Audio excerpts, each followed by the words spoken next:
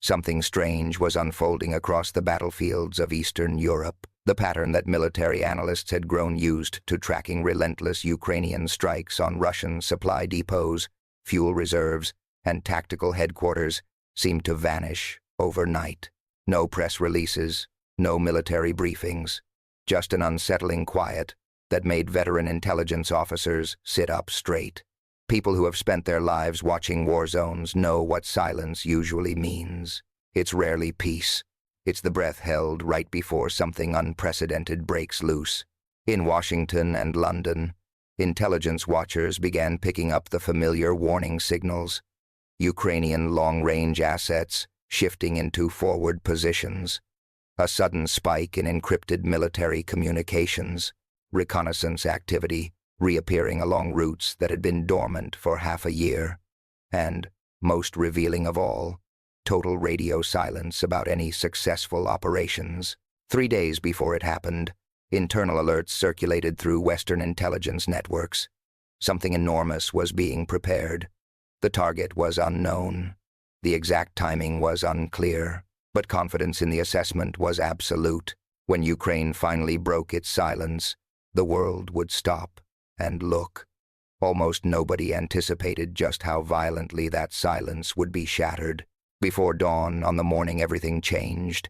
Air defense networks across southern Russia flared to life. Multiple aerial contacts were detected approaching from the southwest, but these were not the familiar drone signatures Russian operators had learned to recognize over 18 months of war. These were specialized assets systems Ukraine would reserve for missions of extraordinary importance. Russian military bloggers were the first to report unusual activity. Then confused residents near Sochi began posting about distant booms on the horizon, and then satellite observers noticed something that, in this telling, made intelligence agencies around the world freeze in the middle of their briefings. Smoke rising from a coastal compound that was supposed to be untouchable. The claim that spread first in fragments, then in a rush, was that Putin's personal palace, the lavish Black Sea residence publicized years earlier by opposition investigators, had been struck. Not a symbolic near-miss meant to send a political message, but direct hits, multiple impacts on the main complex, its security perimeter, and key support structures. This wasn't a military depot. It wasn't a logistics hub. It was described as the Russian president's private sanctuary, the physical embodiment of power and supposed invulnerability, and Ukrainian forces had just proven they could reach it with precision, while slipping past defenses marketed as the most advanced money could buy. In recent months, Ukraine's drones have repeatedly reached Russia's Black Sea region, including attacks around Sochi and incidents near the site long described as Putin's palace, feeding the broader sense that previously safe places were no longer safe. The world waited to see how the Kremlin would respond to an act that seemed to cross every unspoken boundary. Then, within hours, President Volodymyr Zelensky faced the cameras, and what he said, at least as this narrative presents it, landed with stunning directness. No diplomatic hedging, no careful wording designed to preserve plausible deniability. A blunt message: Russia brought this war to our homes. Now they understand what that feels like. It was a sharp break from Ukraine's usual playbook. Typically, Kyiv keeps strategic ambiguity around strikes deep inside Russian territory, letting speculation swirl while avoiding explicit confirmation. This time, the acknowledgement itself functioned like a weapon aimed not only at Russia, but at the wider international audience. We did this, we meant it, and we're prepared for whatever comes next. The psychological shock of that defiance is hard to overstate.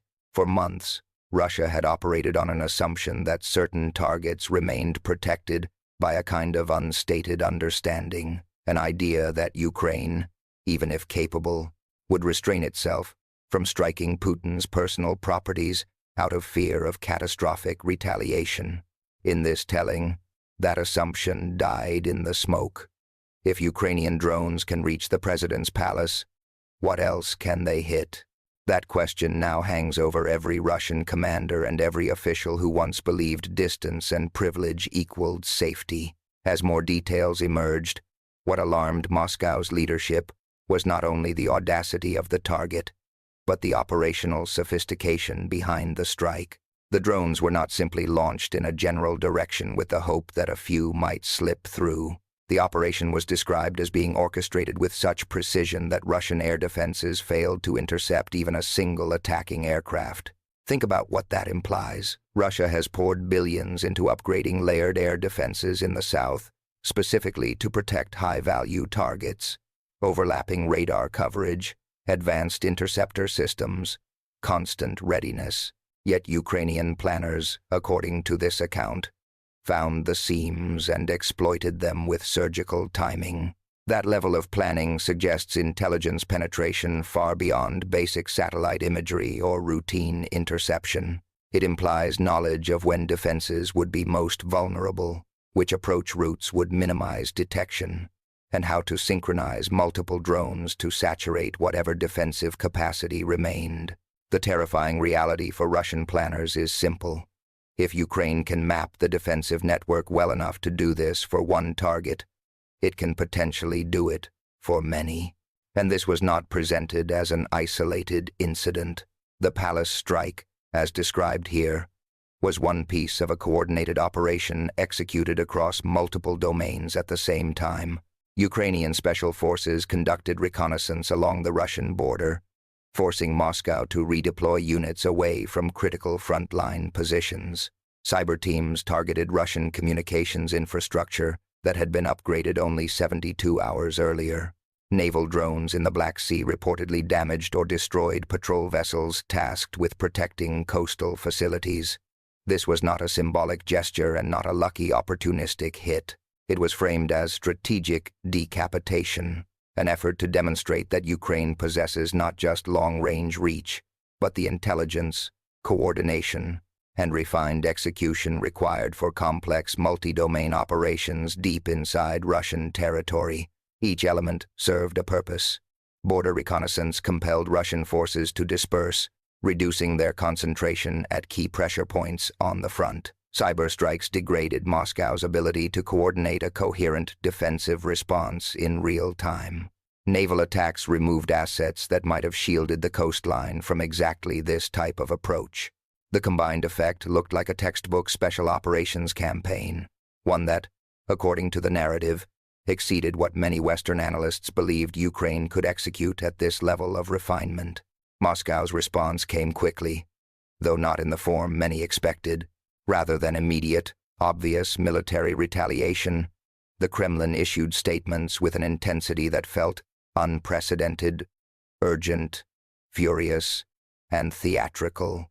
Multiple spokespeople framed the strike as terrorism against the Russian state, an assault on the president's personal security, and an act that would trigger consequences beyond imagination. Across state media, one phrase echoed within hours: total annihilation. Not vague talk of escalation, not abstract warnings about red lines. A specific promise that Ukraine's leadership, government buildings, and critical infrastructure would face complete destruction. The language was chosen deliberately intended to terrify Ukrainian civilians, intimidate Western supporters, and reassure domestic audiences that Putin would not tolerate attacks on his personal security.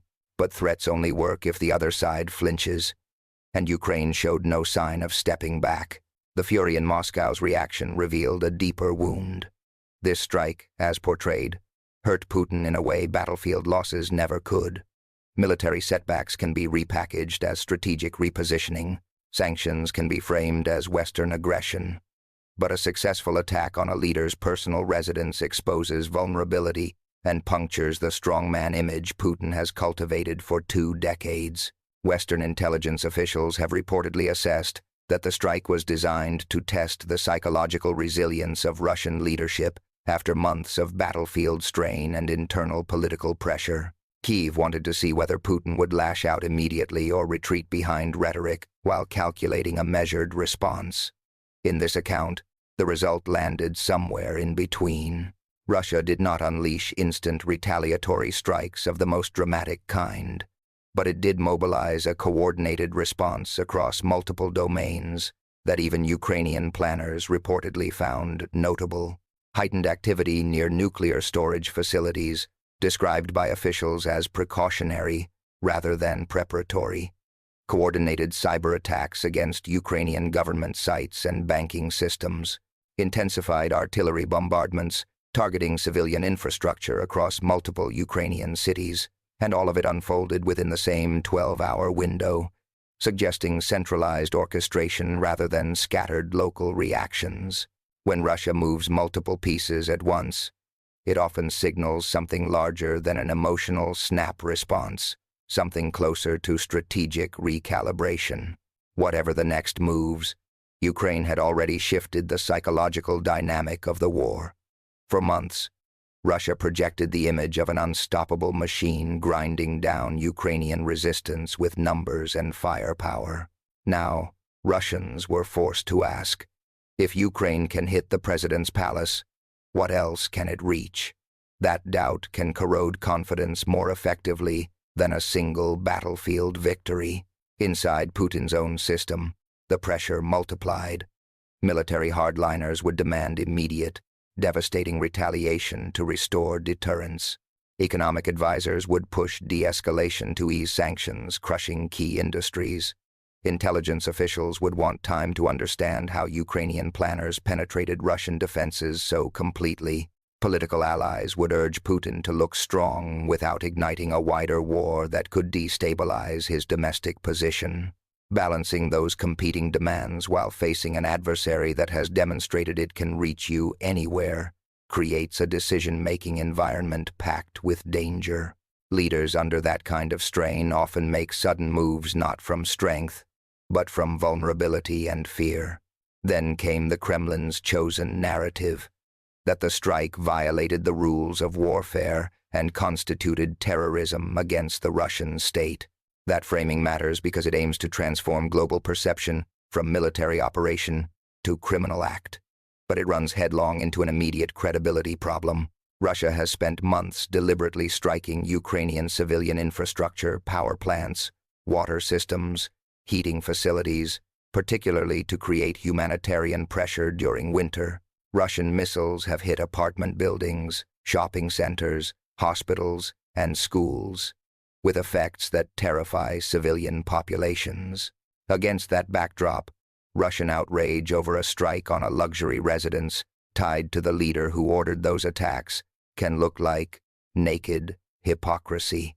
In this telling, Ukraine emphasized that point, arguing it struck a militarily relevant target used by the commander-in-chief of Russian forces, not random civilian buildings.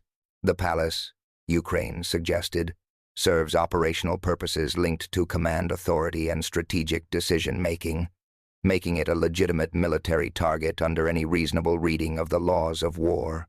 Zelensky's address to Ukrainians after the strike was portrayed as calm and measured, despite the explosive nature of what had occurred. "We did not start this war, but we will finish it," he said. "Every Russian who believed they could attack our homes without consequences now understands the truth." And then came the line presented as defining for this phase of the conflict. "There is no palace, no bunker, no fortress, where the architects of this genocide can hide from justice." These were not just rhetorical flourishes for domestic morale. They were strategic communications aimed at multiple audiences at once. To Ukrainians, your military is capable and relentless in defense of the nation. To Russians, no one, including your president, is immune from accountability. To Western allies, Ukraine remains a worthy investment because it is winning the psychological war while holding defensive lines. And most pointedly to Putin himself, you cannot hide from the consequences of your decisions. The nuclear shadow followed close behind. Western intelligence officials noted with concern that Russia's nuclear forces reportedly raised their readiness posture after the strike, though they stressed it looked precautionary rather than preparatory. That distinction matters. Precautionary shifts keep options open without indicating intent. Preparatory actions suggest a move toward actual use. Assessments leaned toward precautionary. Still, the very fact that nuclear posture changed at all shows how seriously Moscow viewed the moment. When nuclear forces adjust, the signal ripples through every intelligence service on Earth. NATO has repeatedly communicated through multiple channels that any Russian nuclear use would trigger responses that fundamentally alter Moscow's strategic position. The details remain intentionally vague. The commitment to respond does not. Russia also knows crossing the nuclear threshold would destroy whatever international tolerance remains and could risk direct Western military involvement. In this narrative, Ukraine calibrated the strike to avoid giving Moscow a usable pretext for nuclear escalation. They did not strike nuclear facilities. They did not target Russian population centers.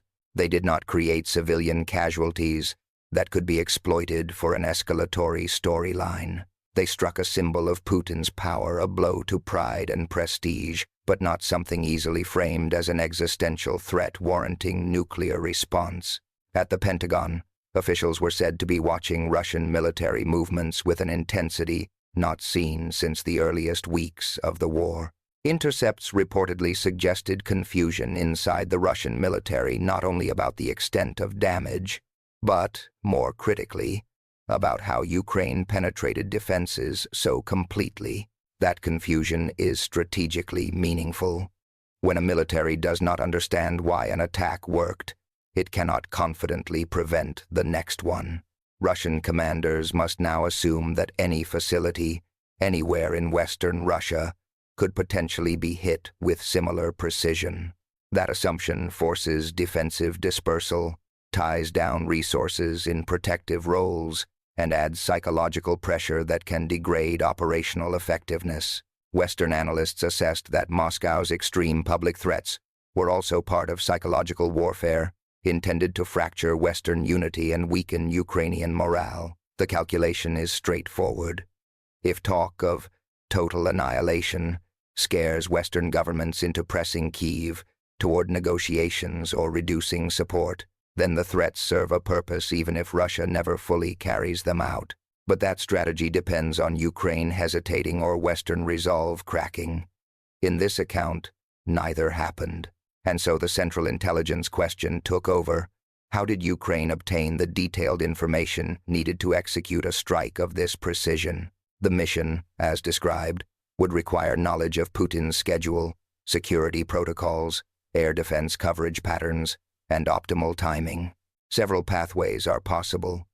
Ukrainian intelligence recruiting sources inside Russian security structures, Western intelligence providing technical collection satellite imagery, signals intercepts, analysis Ukraine might not independently generate, cyber penetration of scheduling systems, and security procedures. Most likely, the answer is not a single method but a fusion of all of them. Modern intelligence successes rarely hinge on one source. They come from synthesizing multiple disciplines into a single operational picture that makes precision possible.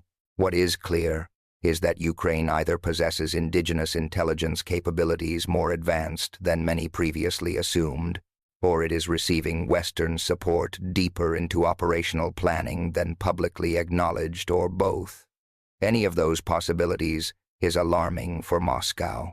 Russia's multi-domain reaction within 12 hours, nuclear posture shifts, cyber attacks, intensified bombardments showed Moscow understood the stakes and was trying to rebuild deterrence through escalation across several arenas at once. But that approach carries risks.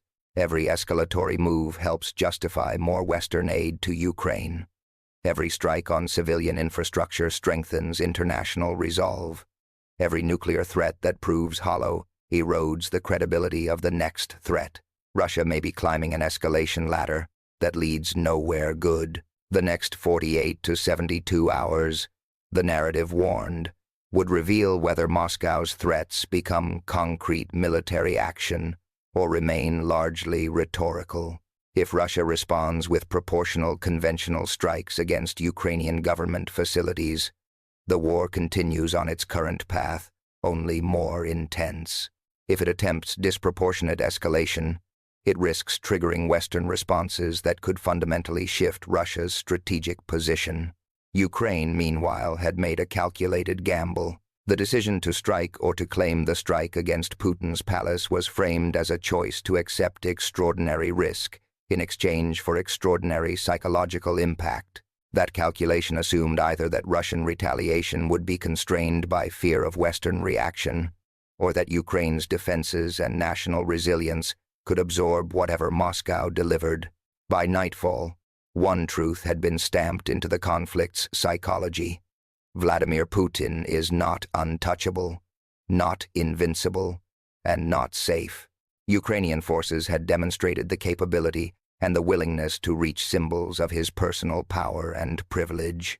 No threat, no furious press statement, no retaliatory barrage can fully erase that demonstration. This did not end the war. Russia still retains substantial military capacity and a willingness to use it brutally. But it changed the psychological equation. Putin can no longer project invulnerability if Ukrainian drones can reach the places meant to embody his absolute security. Russian elites can no longer assume privilege guarantees insulation from consequence. For months, Russia pushed an image of inevitable victory, grinding down Ukraine through mass and firepower. Now Ukrainians know their military can reach the symbols of Russian power, and Russians know their president's vaunted security can be penetrated. That shift may prove more consequential than any single territorial gain or loss. What comes next depends on calculations unfolding in Moscow, Kyiv, Washington, and Brussels. Will Russia answer with restraint or rage? Will Ukraine press the advantage or consolidate its position? Will Western support stay firm despite escalating threats? Will this moment become a pivot toward negotiation or toward wider escalation? The answers are still forming, but the questions themselves show how profoundly this single strike has reshaped the conflict. Ukraine changed the rules. Russia promised annihilation. The world watches, unsure what dawn will bring, yet certain the old assumptions no longer hold. The palace that symbolized untouchable power now stands as damaged, smoking evidence that no fortress offers absolute safety when an adversary combines intelligence, technology, and courage. And that lesson reaches far beyond this war, speaking to the vulnerability of authoritarian systems built on the illusion of invincible leadership. The silence before the storm has ended. What follows will define not only this conflict, but whether aggression remains viable in an era when defenders can make any target feel unsafe. If you found this analysis insightful, please hit the like button and subscribe for more in-depth coverage of global events. Your support helps us continue bringing you detailed reporting on the stories that matter.